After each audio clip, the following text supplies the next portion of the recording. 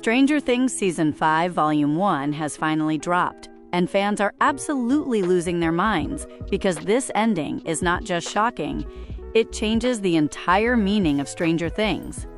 The final episode doesn't just leave us with a cliffhanger, it rewrites the rules of the Upside Down, exposes the truth about Will's connection to Vecna, and reveals a twist that's been hiding in plain sight since Season 1. Max's fate, Eleven's future, Hopper's sacrifice, the collapse of Hawkins, the Mind Flayer's real purpose, everything we thought we understood just got flipped upside down, literally. But what really happened in those final moments? Why did Will's nose bleed? And most importantly, what does this mean for the final battle in Volume 2? Today, we're breaking down the entire ending scene by scene, theory by theory, explaining every twist you missed. So sit tight, because this might be the most important breakdown you'll hear before the finale changes Stranger Things forever. The final episode begins with Hawkins in complete destruction, and the show doesn't even hide it anymore. The cracks in reality aren't temporary, they're permanent. The camera slowly pans across the town, showing homes swallowed by the upside-down vines, ash falling like snow, and entire streets trembling as if the world itself is breathing.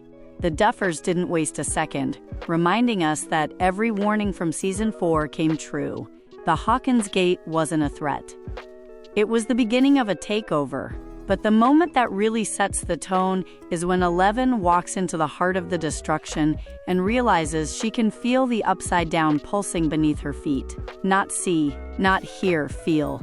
This confirms one of the biggest theories fans have had for years. Eleven isn't just connected to the Upside Down, she is tethered to it, and the closer the worlds get to merging, the stronger that connection becomes. And this connection becomes the key to the final twist of Volume 1. The scene that shook the entire fandom is Will's confession. Not about his emotions, but about the truth he's been hiding. Will finally admits he's been hearing Vecna again, but this time it isn't a voice in his head. It's a feeling in his spine, like a spark igniting under his skin. When he touches the back of his neck, we hear that familiar rumble, the same rumble we heard back in Season 2 when the Mind Flayer took him. But here's the twist. This time, Will feels something different. He doesn't feel fear. He feels recognition, like a memory he forgot returning to him. And this is where the ending flips the entire show. Will isn't just connected to Vecna. He may be the only person who can sense the Mind Flayer's true form.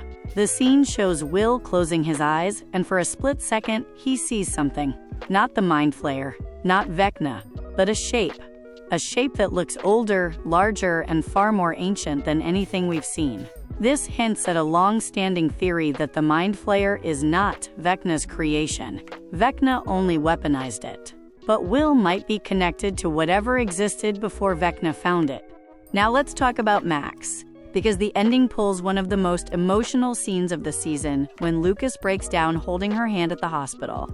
Max is still alive, but barely, and this time, it's not Eleven keeping her alive.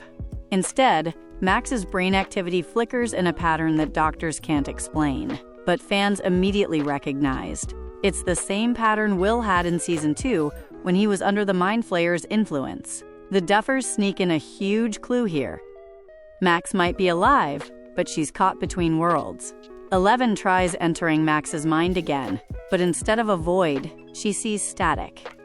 Just white noise. But when the noise clears for a split second, we see a red flash. It's too fast to notice unless you pause the scene. But that flash confirms Max's consciousness is trapped inside the Upside Down's hive mind. She's not dead. She's not alive. She's in the same state. Vecna kept his victims before absorbing them, except Max didn't get absorbed, which means Vecna wants her alive for a reason. The biggest mistake every character made is assuming Vecna is weakening. He's not. In the final scenes, when the camera follows the vines deep into the Upside Down, we hear Vecna breathing, and the sound is different. Deeper, slower, like something evolving. And then comes the reveal. Vecna's body is regenerating. Not repairing, regenerating. The dark particles around him aren't just floating. They're fusing into his skin. The Duffers are showing us that Vecna is merging with the Mind Flayer particles. He isn't human anymore. He isn't even the same version we saw in Season 4.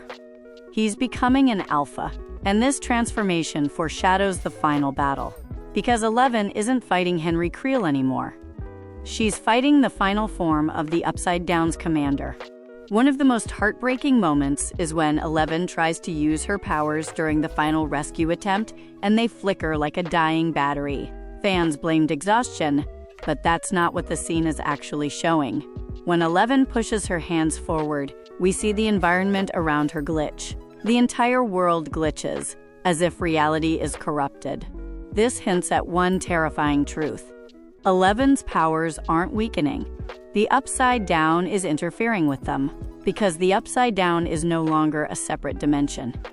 It's merging with Hawkins, and the more they merge, the more the Upside Down rewrites physics, making 11's abilities unreliable. This is the first time in the entire series where 11 is fighting on ground that doesn't obey her. And that sets up the stakes for Volume 2. The final shot of Volume 1 is pure cinematic perfection. Will walks outside, looks toward the burning sky, and we see his breath turn cold.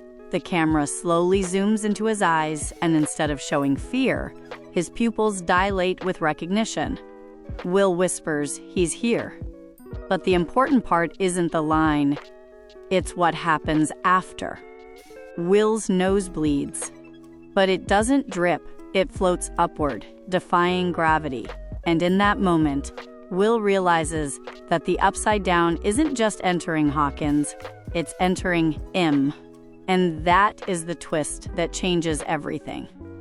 Will is becoming a living antenna for the Mind Flayer's presence. Not possessed, not controlled, but synchronized. And the reason Vecna hasn't fully attacked yet is because he's waiting for Will to reach final synchronization before launching the last invasion. Stranger Things Season 5, Volume 1 isn't about who wins the battles. It's about who controls the connection, 11 or Vecna, and Will is the center of that connection. The ending sets up a war that won't be fought with strength, but with memory, trauma, and identity. 11 must save Max. Max might hold the key to Vecna's weakness. Vecna is evolving into a final form. And Will is becoming the bridge between worlds. The finale is shaping up to be the most emotional, terrifying, and unpredictable ending in Stranger Things history. And with everything we just uncovered, one thing is clear. Stranger Things is heading toward the most devastating finale we've ever seen. Every detail, every vision, every callback from Season 1 finally matters, and Volume 2 is going to rewrite everything we think we know about Hawkins. If you enjoyed this breakdown and want to stay ahead of every leak, twist, and theory before the finale hits, make sure you subscribe to Hype Explained, turn on notifications, and join the community that never misses a detail. Thanks for watching, and I'll see you in the next video.